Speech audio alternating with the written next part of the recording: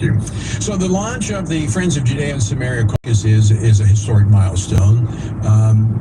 How do you envision this new initiative in shaping U.S.-Israeli relations and really kind of reshaping the conversation in the Middle East?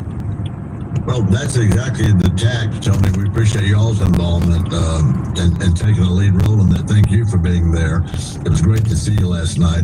There was a lot of people there who were interested in this, and Congresswoman Claudia Tenney did a great job at reintroducing this caucus, getting this caucus out and running.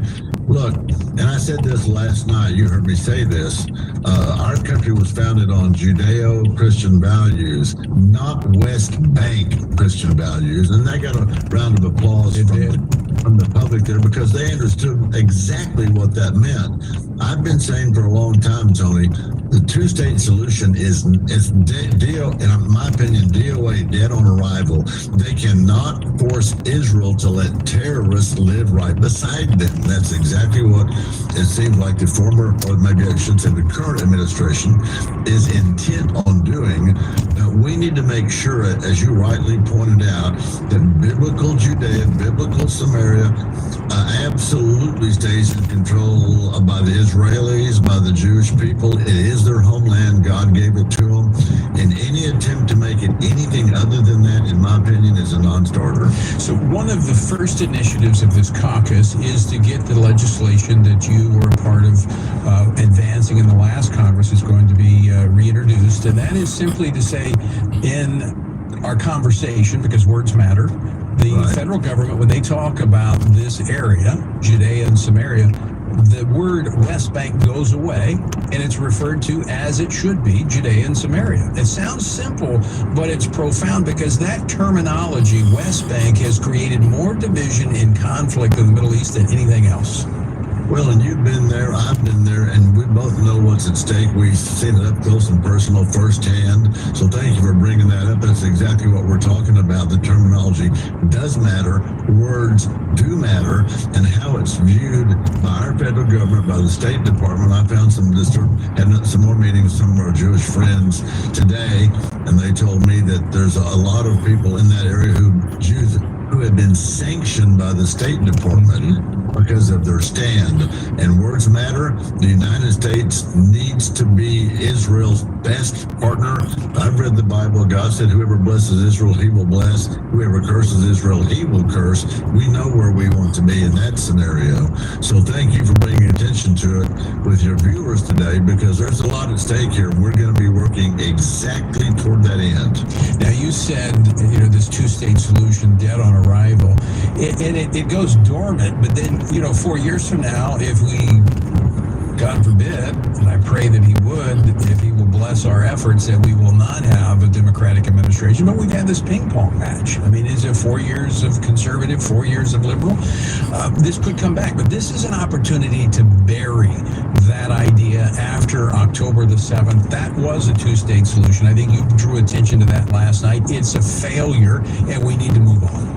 Right. Well, that's exactly right. You've been there. I've been there. And as I said last night, I've been there in the kibbutzes. I know you have too, and seen all the killing and the bloodshed and all the things that happened by those by Hamas. And kind of on a side note, I'm watching the supposed, ceasefire that seems like it's dead on arrival because there's issues. The Hamas can't be trusted. In their charter, when they say they want to annihilate all the Jews in Israel, take them at their word. And all this would be a continuation of the West Bank, in my opinion, of anybody that left Gaza going to West Bank.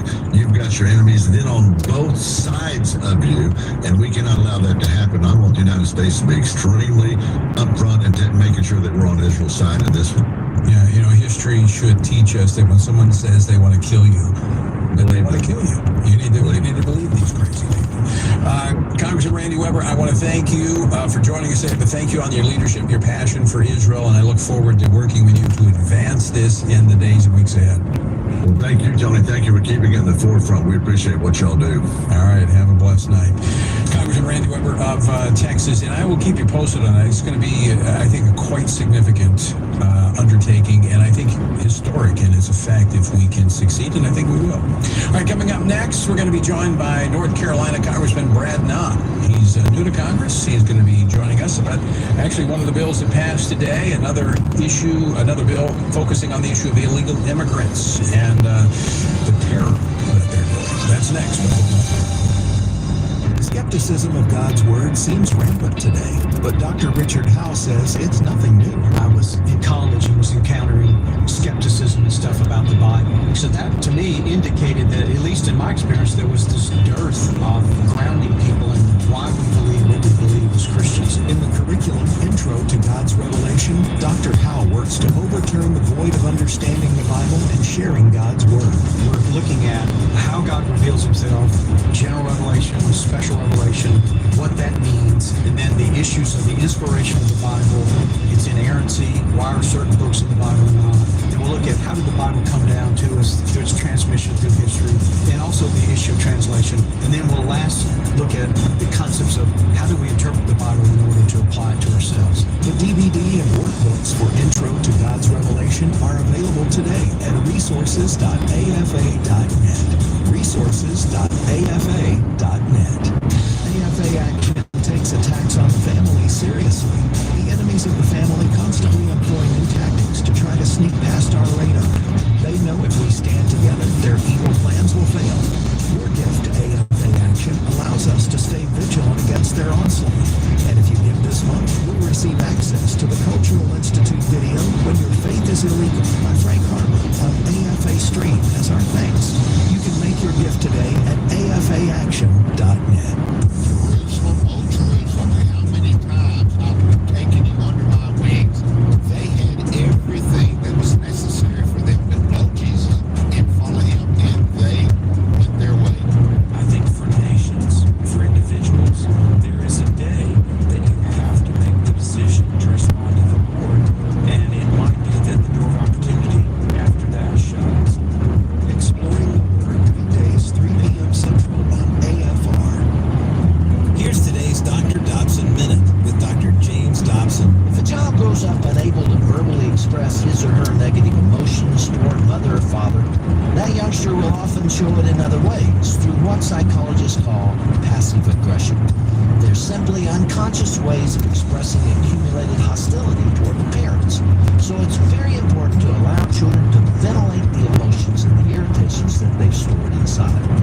On the other hand, I firmly should be taught to be respectful to their parents. It's not appropriate to permit name calling or back talk or sassiness or disrespect.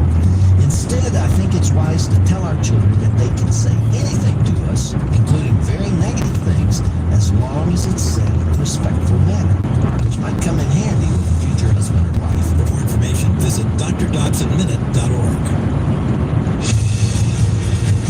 Welcome back to Washington Watch. Thanks for joining us. And let me invite you to join us in our effort of praying for our country, for our allies, in a very, very volatile time. I told you after the election it was going to be volatile, and, well, events have proven me to be accurate. So you can become a part of our Operation Pray Forward, as the new wine is found in the cluster, and one says, "Do not destroy it, for a blessing is in it. So will I do for my servant's sake, that I may not destroy them all. I will bring forth descendants from Jacob and from Judah, an heir of my mountains. My elect shall inherit it, and my servant shall dwell there. Sharon shall be a fold of flocks in the valley of Achor, a place for herds to lie down for my people who have sought me." See, God's mercy is seen even in his judgment, as this speaks to a godly remnant that would be preserved. This again underscores that God is not finished with the Jewish people. The Gentile church should be grateful and humble that God has invited us in, and we should join him in prayer and in our work to see the restoration of his people, Israel. That is coming. This is a profound reminder of God's redemptive plan. To join us in our journey through the Bible, text Bible to 67742. That's Bible to 67742. Well, earlier today, the House approved the Preventing Violence Against Women by Illegal Aliens Act, with all Republicans and 51 Democrats joining the effort. Maybe they got the message. Joining me now in studio to discuss this and more is freshman Congressman Brad Nutt, who serves on 3 House committees, including the Judiciary Committee and the Homeland Security Committee. He serves the 13th Congressional District of the state of North Carolina. Congressman Nutt, welcome to Washington Watch. Thanks for joining us. Absolutely. It's good to be here. And I welcome you to Congress. Yes, sir. And to Washington, D.C. So let's talk first about this legislation that passed today, because before running for Congress, you were a federal prosecutor. So the issue of law and order is a big one for you. Yeah. And I can't think of anything more glaring, except maybe the weaponization of government, than our southern border when it comes to the lawlessness that we've seen in the last 4 years. Yes, that's correct. In large part, that was the motivation for me to run for office. And I was a federal prosecutor, like you said. I was blessed to serve. It was a dream of mine to do it, and worked alongside so many wonderful law enforcement officers and agents at the local and the national level.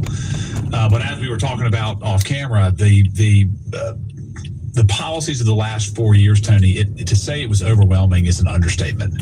To have well over 10 million people, in my estimation, come across the border, shuffled all over the country, welcomed with no enforcement of our laws. We're going to be dealing with that for a long, long time in a very, very detrimental way to the country.